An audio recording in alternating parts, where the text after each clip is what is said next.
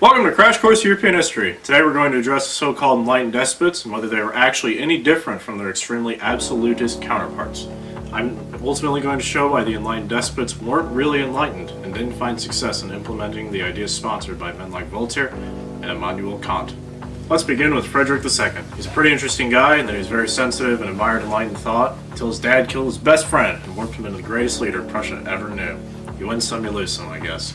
If we look at some of the ideas he implemented, such as the Unified Law Code and religious toleration, he's a pretty novel fellow. But it can also be argued that the citizens of Prussia didn't really benefit from this, because he made it more difficult for the middle class to get rich and followed a lot of mercantilist policies, kind of negating the cute little enlightened thoughts he introduced. Eventually, he'd end up taking Silesia from the Austrians, which really makes a lady named Maria Theresa quite angry. Maria Theresa came straight out of the Habsburg house and started making the economy and military a little bit better. She even started to emancipate the serfs. Yes, the plebs. She did a bit of fighting with the Ottoman Empire and, of course, the French, because that's how the Habsburgs roll. After participating in the 7 Years' War, having Austria almost go bankrupt, her son Joseph II gets to take power. He extended religious tolerance even for the Jews and tried to enact free trade, legal reforms, and compulsory education. He tried to abolish serfdom as well, but this just didn't work out, because their economy wasn't advanced enough to sustain the serfs. Feudalism wouldn't end until 1848, and Joseph still lies in his grave with the famous epitaph, "Here lies Joseph II, who failed in all he undertook." Now let's take a look at the thought bubble to learn more about one tough woman named Catherine the Great. What's so great about her? One of the most influential leaders in Russia started out as a German princess. Sound like a familiar story?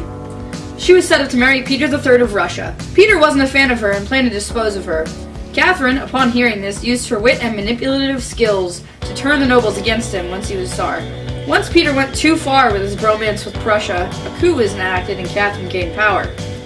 Catherine did a lot for the people of Russia for a while. She built hospitals and schools while letting the serfs gain more freedom. This, however, backfired when the serfs decided to go all in and lost. Serfs lost their freedom, and Catherine turned to expanding the country by seizing half of Poland and parts of the Black Sea shoreline from Turkey. She also grabbed a piece of land called Crimea. Where have I heard that before?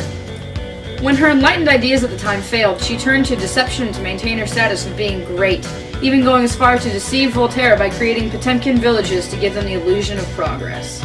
Louis XIV was the exact opposite in his ideologies. Taking the belief of an absolutist, Louis XIV maintained power through fear. During his young age, several people tried to assassinate him, and that obviously rubbed off on him. He used his divine right of being the sun god to justify his actions and discriminate against the Huguenots. He reduced the power of the nobility and destroyed the poor class by raising taxes and keeping it for himself. Historians can agree he was a brutal man with some sexy legs. Thanks, Thought Bubble. You're welcome. No problem. Charles I of England is another great example of absolutism. A ruler who wanted all the power to himself, just like Louis XIV, and went to extremes of dissolving Parliament's power. 3 times, I might add, to sustain hierarchy on the rest of the country. Unlike Catherine or Maria, Charles was a dumb authoritarian who caused 3 civil wars. The commoners and Parliament's hatred of him eventually manifested when they decided to hold him on trial for high treason and beheaded him when found guilty. In the end, there was no such thing as an enlightened leader.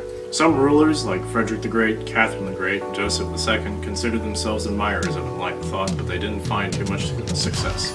They did vary from men like Louis XIV and Charles I, in that they tried to implement these theories to better the lives of the commoners and to justify their power. However, in this period, not many commoners felt the benefits of being enlightened and just continued on with their lives, as these intellectual subjects were exclusive to aristocracy and nobility. That's it for today at Crash Course European History.